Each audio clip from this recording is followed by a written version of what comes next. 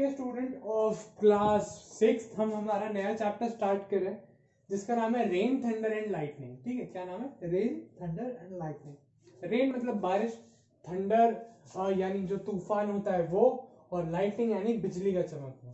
तो ये हमारे चैप्टर का बेसिक नाम है और इससे आपके मतलब भी आपको अच्छे से समझ में आ गया होगा कि इस चैप्टर में हम किन 3 चीजों के बारे में पढ़ने वाले हैं। तो आज जो चीज हम पढ़ेंगे वो होगा इंट्रोडक्शन, वाटर और इवापोरेशन। ये 3 चीजें हम अच्छे से डिस्कस करेंगे कि 3 चीजें हमें क्या सिखाती है, 3 चीजें क्या कहना चाहती है। हमारे बुक का 15 चैप्टर है, हम इसको बुक से रीड करेंगे और अच्छे से समझेंगे कि हमको क्या सिखाना चाहता है। Introduction. Natural phenomena are known as cyclic phenomena. जितने भी नेचुरल फिनोमिना, जितने भी नेचर में चीजें होती हैं, जो जितने भी चीजें नेचर दिखाता है, नेचर जो चीजें करता है, जैसे बारिश आना, धूप आना, ये सब जो चीजें नेचर करता है, इस जो साइकिल होती है इसको हम क्या बोलते हैं? Cyclic phenomena. क्या बोलते हैं? Cyclic phenomena. सनराइज साइक्लिक कैसे? रात होगी फिर सुबह होगी, फिर रात होगी फिर सुबह होगी, फिर रात होगी फिर सुबह होगी, एक साइकिल चल रही है इस तरीके से। Sun rises in the east in the morning and sets in the west in evening. जो सनराइज होता है वो सुबह सुबह ईस्ट डायरेक्शन से निकलता है, ठीक है, और की साइकिल है जो ढलती है सूरज और सूरज उगता है, ये इसकी डायरेक्शन कभी नहीं बदलती और ये सेम इसी तरीके से वर्क करता रहता है। अब किसकी बात आती है? अब इसके बाद में हम आगे रीड करते हैं, हम देखते हैं अर्थ ऑल्सो रोटेट्स। और ये जो साइकिल है वो डेली रिपीट होती है, हर दिन ऐसा ही होता है कि सूरज उगेगा और ढलेगा सेम डायरेक्शन में, ठीक है। अब बात आती है अर्थ की, और earth also rotates on its axis. जो हमारी अर्थ है वो भी हमारे एक चक्के पे हमेशा घूमती रहती है, एक राउंड है जो राउंड हमेशा काटती रहती है नॉन स्टॉप, हर समय वो एक साइकिल है जो हमेशा चलती रहती है। ईच ईयर, हर साल भी एक्सपीरियंस हम महसूस करते हैं द हॉट समर सीजन। गर्मियों का बहुत बड़ा सीजन हम एक्सपीरियंस करते हैं जो अब आने वाला है। अप्रैल मई जून, इन मंथ में बहुत ज्यादा हमको गर्मी देखने को मिलती है। इनसे थोड़ा पहले, इनसे थोड़ा बाद, उन महीनों में भी हमको गर्मी का ही मौसम देखने को मिलता है, ठीक है। इसके साथ साथ and cold winters in November December and January. नवंबर दिसंबर जनवरी जो अब चल रहे हैं मंथ, जैसे जनवरी, नवंबर, दिसंबर, थोड़ा बहुत फरवरी, इन सीजन में हमको सर्दी देखने को मिलती है। और ये हर समय सेम होता है, हर साल इन्हीं मंथ्स के आसपास बहुत ज्यादा सर्दी पड़ती है और हर साल इन्हीं मंथ्स के आसपास बहुत ज्यादा गर्मी पड़ती है, ठीक है। Rain falls during July August and September. जुलाई अगस्त सितंबर में बारिश का सीजन होता है। The repetition is because of the cycling motion of earth. और ये क्यों होता है? क्योंकि जो हमारी अर्थ है वो भी एक सेम चक्के में घूम रही है, एक सेम राउंड में घूम रही है, हर साल एक सेम राउंड काटती है। उसी सीजन के हिसाब से वहां पर गर्मी आती है, उसी सीजन के हिसाब से सर्दी आती है, उसी से बारिश होती है, उसी से स्प्रिंग आता है, उसी से ऑटम आता है। ये सारे सीजन्स है जो हमको सिर्फ एक ही सर्कल में देखने को मिलता है और यही सर्कल हर साल रिपीट होता है। क्यों? क्योंकि अर्थ जो है वो भी एक ही एक्सिस पे बार बार रिपीटेशन में बार बार घूमती नजर आती है हर साल। यहां हमने इंट्रोडक्शन कवर कर लिया कि इंट्रोडक्शन क्या है, कैसे हमारा जो है नेचर वर्क करता है, नेचर में किस तरीके की साइकिल होती है, सीजन की साइकिल, डे की साइकिल। अब बात आती है वाटर की, कि नेचर में वाटर किस तरीके से, वाटर की क्या साइकिल हो सकती है। अब हम वो बुक से रीड करेंगे और समझेंगे।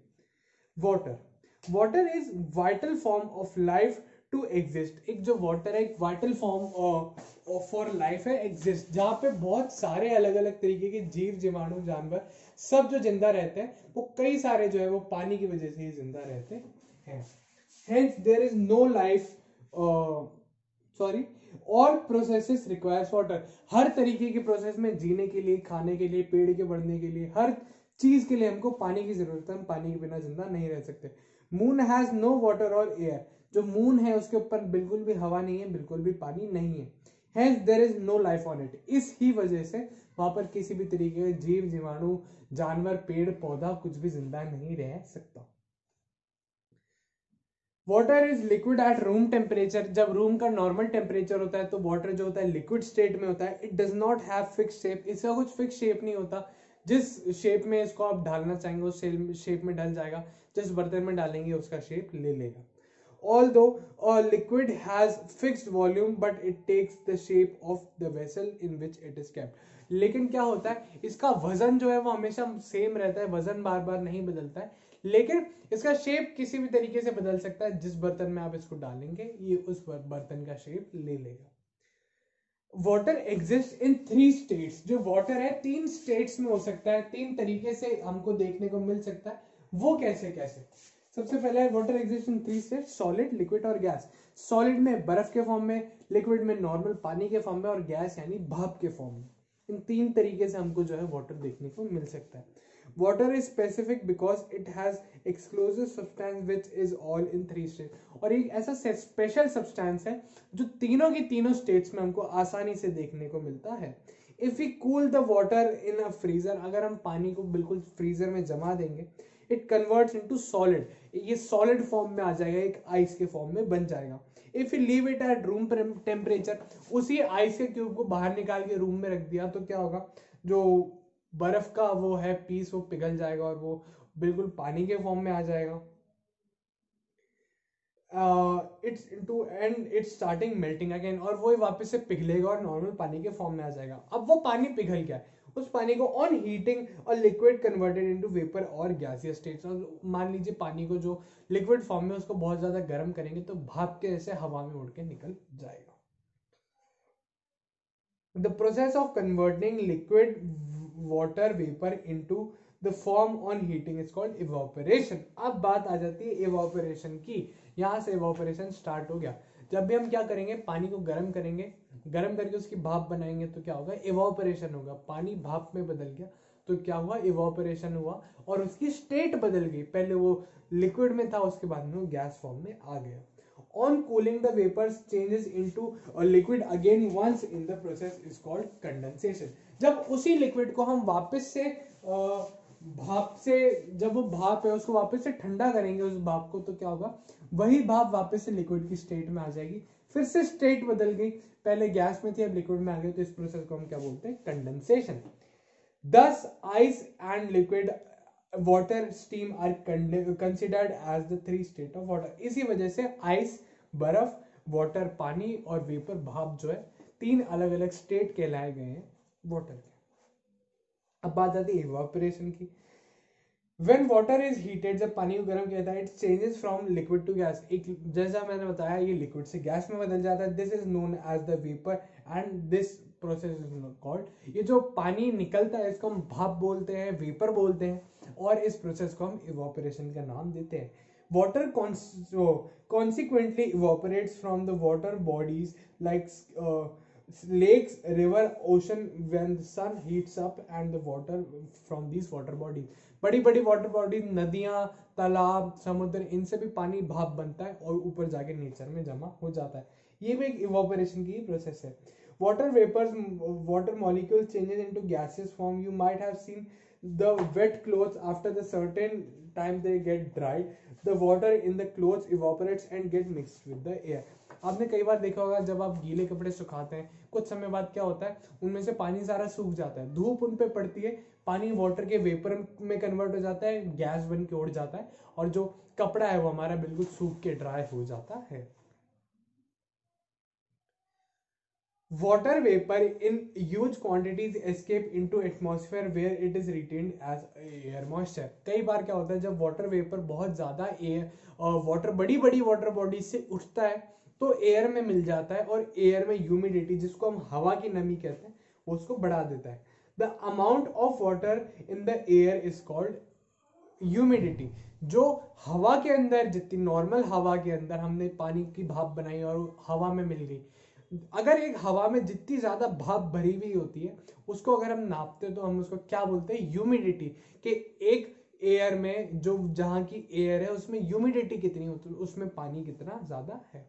Another parameter that indicates the amount of water vapor in the air is called dew point.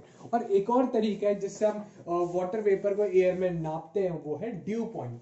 At this point the air becomes saturated with the water vapor. और इस पॉइंट के आते आते जो एयर होती है हमारी वो वाटर वेपर में आके बदल जाती है. इसके साथ साथ ही हम बात करते हैं कंडेंसेशन की. ठीक है,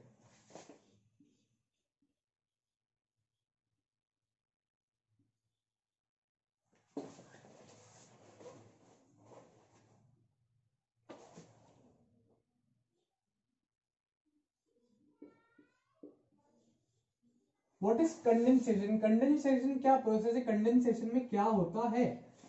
ठीक है,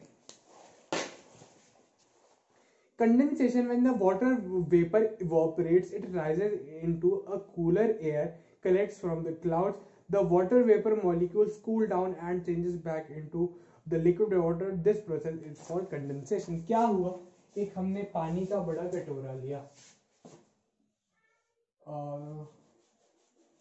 हम बोर्ड पे जगह बनाते हैं, इसको रफ कर देते हैं। एक छोटी सी प्रोसेस से मैं आपको फटाफट इस चीज को समझा देता हूँ कि आपने पानी का बड़ा सा भगोना ले लिया, इसके ऊपर आपने एक गैस का पॉट लगा दिया जिसमें से फ्लेम निकल रही है।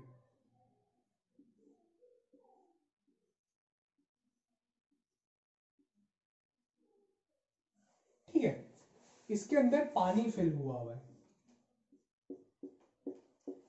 ये हीट हो रहा है। ठीक है, तो इसमें से ऐसे वाटर वेपर निकलती है, आपने देखा होगा क्या हुआ, ये वाटर वेपर निकल रही है, पानी धीरे धीरे क्या होगा, जो इस स्टेज में धीरे धीरे भाप में कन्वर्ट होके हवा में उड़ जाएगा। इस प्रोसेस को हम क्या बोलते हैं, इवोपरेशन। ठीक है, इससे आपको समझ में आने लगेगा।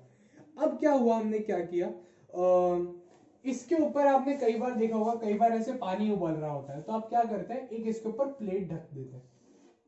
ठीक है, आपने प्लेट ढक दी तो ऊपर भाप आनी बिल्कुल बंद हो जाती है, वो भाप सारी यहीं इकट्ठी होती है, वो इससे टकराती है और इसके ऊपर बारीक बारीक पानी की बूंदें आपने कई बार देखी होंगी जमा हुई हुई। जब आप प्लेट को उसको हटाते हैं तो आपको बहुत सारी पानी की बूंदें देखने को मिलती होंगी। इस प्रोसेस में क्या हुआ, पानी यहां से गर्म हुआ, भाप बना, इससे टकरा गया क्योंकि ऊपर नहीं जा पा रहा, तो क्या हुआ, वही भाप वापस से किस में कन्वर्ट हो गई, वापस से, क्योंकि ये बहुत ज्यादा गर्म था कि प्लेट इतनी गर्म नहीं थी, थोड़ी सी ठंडी थी, इस प्लेट का टेम्परेचर थोड़ा सा कम था, उस नीचे जो गर्मी है उसके मुकाबले थोड़ा ठंडा था।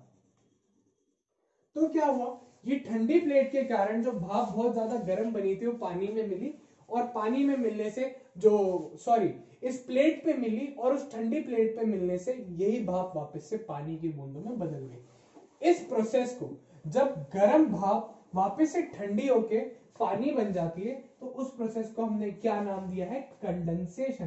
क्या नाम दिया है, कंडेंसेशन। बुक में आप रीड करेंगे तो यही आपको देखने को मिलेगा, व्हेन वाटर इवेपोरेट, जब पानी भाप बनता है, it rises into cooler air, ठंडी हवा में ऊपर जाके मिल जाता है, and collects in form of cloud, और बादलों के फॉर्म में जाके वो जम जाता है। The water vapour molecules cool down and changes back into liquid, और ऊपर जाके जब वो ठंडी हवा में बहुत ज्यादा मिल जाता है, तो जब भाप होती है ना, वो भाप क्या होती है, वो भाप वापस से पानी में बदल जाती है, और इसी प्रोसेस को हमने क्या नाम दिया है, कंडेंसेशन। अब इसी मटके की जगह पे इसी बर्तन की जगह पे पूरी नदी को मान लीजिए, उस नदी से पानी भाप बनता है, ऊपर जाके, नीचे बहुत गर्मी थी नदी में, तलेटे में जो नदी का पानी वो बहुत ज्यादा गर्म था, लेकिन ऊपर ऊपर जैसे जाते गए हवा भी बहुत ज्यादा ठंडी हो जाती है। तो क्या होता, जैसे ऊपर गए हवा ठंडी हुई, वहां पे जाके वो वाटर वेपर जो थी वो जमा होने लगी, ऊपर एक ठंडी प्लेट ही मान लीजिए आप एयर की, उसमें जाके जमा हो गई, सारी बूंदें वापस से हवा से पानी बन गए और वही वापस से गिर जाती है क्लाउड से रेन के फॉर्म में। इस प्रोसेस को हम क्या बोलते हैं, कंडेंसेशन। भाप का वापस से पानी बनना है, कॉल्ड कंडेंसेशन। आई होप आपको ये चीज बहुत अच्छे से समझ में आएंगे। इसके बाद की जो हम हमारी नेक्स्ट क्लिप में पढ़ेंगे। Thank you.